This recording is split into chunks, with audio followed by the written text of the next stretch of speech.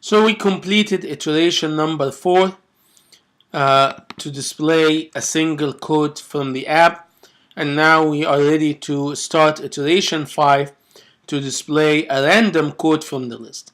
The difference between iteration 4 and 5 is that in 4 we selected which index we want, which particular code from the list we want. So if you recall from previous video, I said I want the code at index 1, and you may have said 2 or 3 or 4. Here I want to display a code from a random index, so I want the app to randomize the indices of the table or the list and give me one of its own choice. So that's iteration 5. So I come here to iteration 5. Display a random code from the list. Again, we follow the app development process, so problem formulation, solution formulation, and solution implementation. In the problem formulation, I'm concerned with the scope and the testing. And in the scope of the app will display a randomly generated code. How do we test it? Open the app and observe different new code. Now, depending on how effective the randomization is, you may see the same code coming every time because the initial seed of the app is the same. Like when we run the app, we get the same random number, so you will have to either wait some time or wait until we get to the browse iteration to see the different codes coming. So we observe a new code. Solution formulation. Now you learned it. There is a model that represents the data. There is the view that represents the user interface, and then the controller. There is no change in the data. A single code and no change from previous iterations. In the view, I'm still displaying in one label, so no change in the view. The controller, that's where the change is. The controller has two main parts. What events will trigger the app to function, and what functionality or what instructions the app should do as a result. So the event is not going to change. It's still the view did load. That's what will trigger the app to display a random code. What the app will do as a result, that's where the change will happen. So we learned before about class, and class is a software module that represents a concept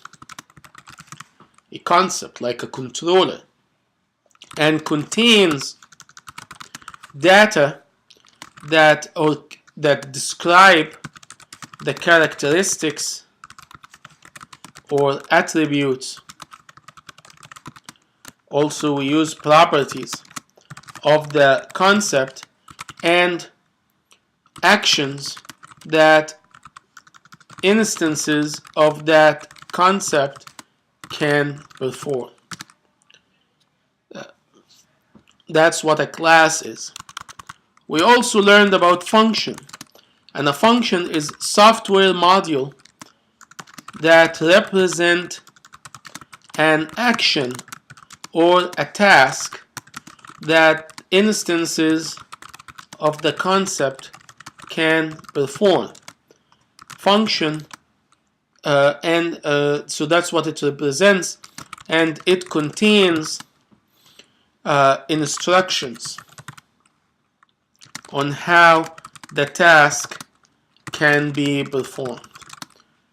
So the function is a way of grouping tasks or instructions that represent a single task together. So all instructions that represent a single task, we put them together in a function.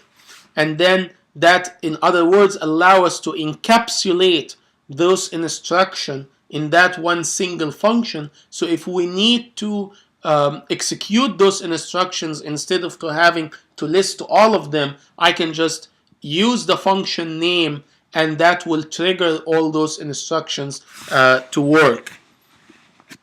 So I have the viewDidLoad function in the controller that is triggered by the event of loading the screen, and I put instructions in there to load the content of the file and to display a single code.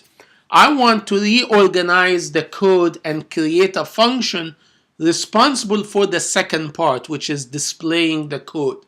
And that function is where I'm going to use the randomization. So I'm going to leave in the viewDidLoad the instructions to load the codes from the file, and I'm going to create a function to display the code. This reorganization is just a software organization step. It doesn't and it supports software reuse. It does not really going to affect whether the app works or not. The app should still function in the same way. So how do we randomize? In many cases, I'll give you this rule of thumb. Whenever you ask the question, the technical question of how the app should do something, ask instead, is there a library that can do it for me? So when we're asking the question of how the app can randomize,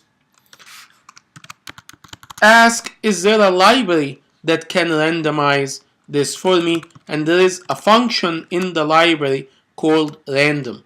And that random function can generate a random number that between 0 and 1. And if I use the modulus operator and provide like a size or like a 5, then it will generate between 0 and 5. If I make it 6, then it's between 0 and 6, 7, 0 and 7, and so on and so forth. So we will use this random function to generate the random number. So the last part, which is the solution implementation,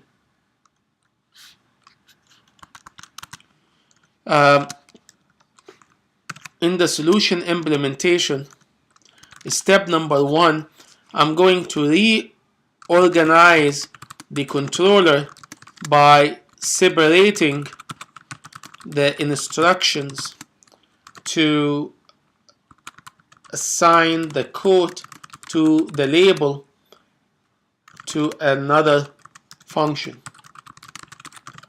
and call that new function from the viewDidLoad, because I have to call it, otherwise it will be a loose function that's inaccessible.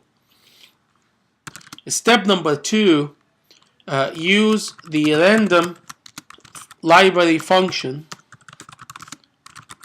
to generate a random number between 0 and the size of the codes, the list of codes. Then step number 3, use the generated number as an index to retrieve a code from the list. And then step number 4, assign the random code to the text attribute of the label variable. And we connected the label in the previous iteration. So let's go ahead and implement those steps. And I can see here from the M that again I forgot to commit and push in the previous iteration. So let me commit quickly. Completed iteration 4 and displayed a code from a list of codes, and commit and push.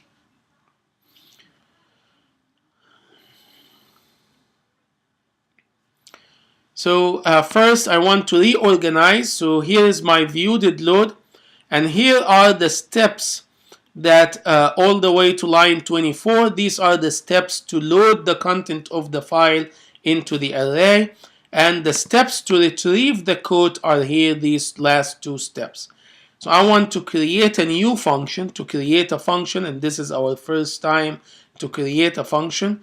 I'm gonna fold the other function so you can see the limit. So I am within the scope. Let me use this word, the scope of the class unit, the class software unit, outside the scope of any other function. So I'm gonna be here and use the keyword function and then give it a name. So I'm gonna call this display code, and then the function must have those parentheses that represent any data that the function needs. Then the function can define any data that the function gives back. For this particular one, it's not going to take anything and it's not going to give back anything. The function will directly access the data it needs and the outcomes it needs.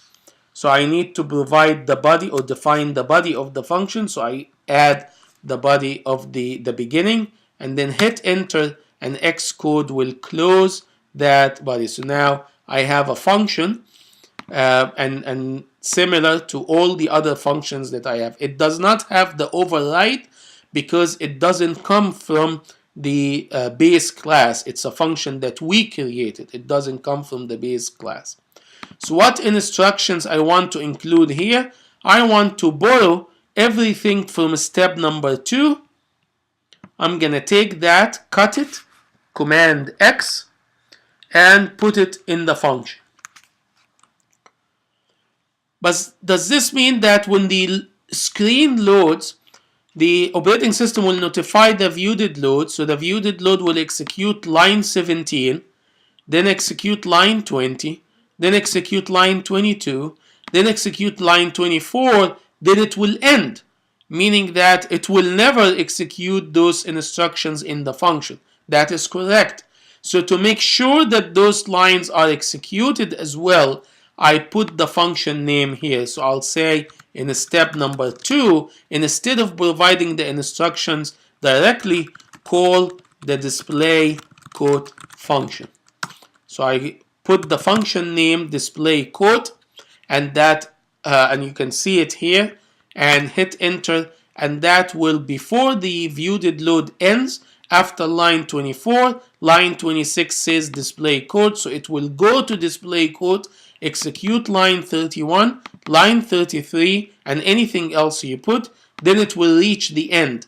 Once it reaches the end, it comes back here and continue any other instructions, and then close and end the view did load, then goes back to the operating system.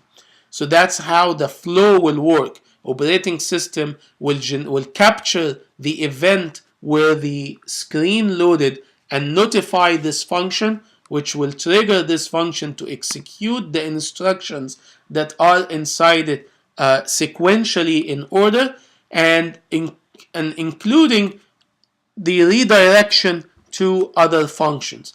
In fact, this is not the first time we redirect to other functions. Line 22 redirects to a function in the library component or the library class bundle, and line 24 also redirect to a function in the library class NSArray. Display code is a function inside the current class view controller. So some people, to assert that, they use something called self dot, and self dot asserts that display code exists in the self, which is a reference to an object of this class view controller, similar to super being a reference to the main class. So now what we need to change, and this should not change, like if you stop the app and run it, it should give us what we had at the end of iteration 4, displaying the same code at index number 1. Nothing should change here. We just reorganized our code and nothing should change, and you will see it here. That's the exactly same code, no changes. If you want a different code, you can change the 2 and the 1 and make it something different. Now I'm gonna change those numbering. Well, actually, it's gonna be number 1. So I'm gonna use step number 1 here to generate a random number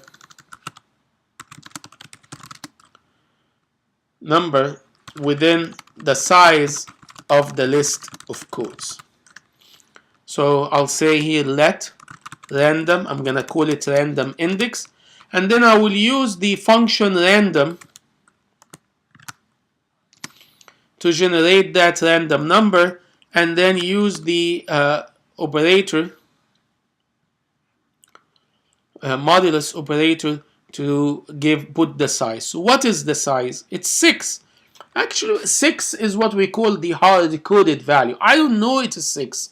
Or the controller doesn't know it. The controller knows the codes. So I need to ask the codes, which contains the list, ask the codes to give me its size.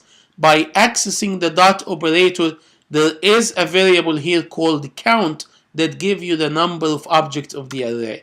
So this is not, this is soft coding that array, that code, and I have here an error. Replace random index, initialization of immutable variable was never used. Yes, but we will use it later, but there is also an error. So that error is saying the random is not available in this Swift version. So that's my bad. So use arc for random instead. And arc for random has different contain. And so the random function that I had is an old one. So arc for random returns that type, which is uint. See here in the definition, uint32, which is unsigned integer 32, which is a type different than the single quote. So single quote and this type are different, so I need to change one of them.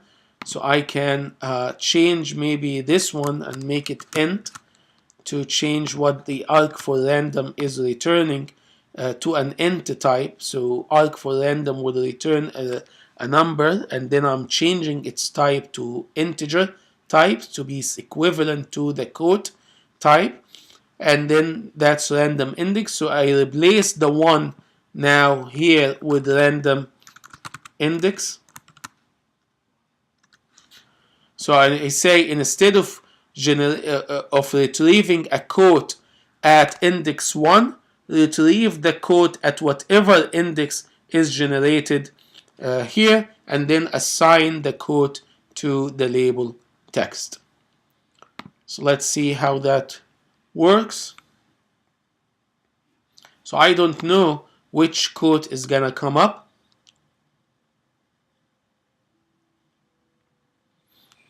And the random function may not be able to, if I close the app and open it again, so I got the last one, and if I try to close the app and open it again, I may get the same one. Oh, actually I'm getting a different one. So it is working as expected every time. I have only 6 items, so the likelihood that the same number is gonna be regenerated is high. If you add more items, it's gonna take a while before the same item is generated again. But you saw that when we opened it first time, it was this code by Steve Jobs, and then the code by Winston Churchill, and then came back to Steve Jobs again. And then if you open it, maybe we'll get a different one. Yeah, we got a different one here. So that gives you that part that the app displays a different code every time that you open it, and that concludes iteration number 5. So let's commit this app and push it to go to source control, commit and push to the remote server. Completed iteration 5. Display random code from a list.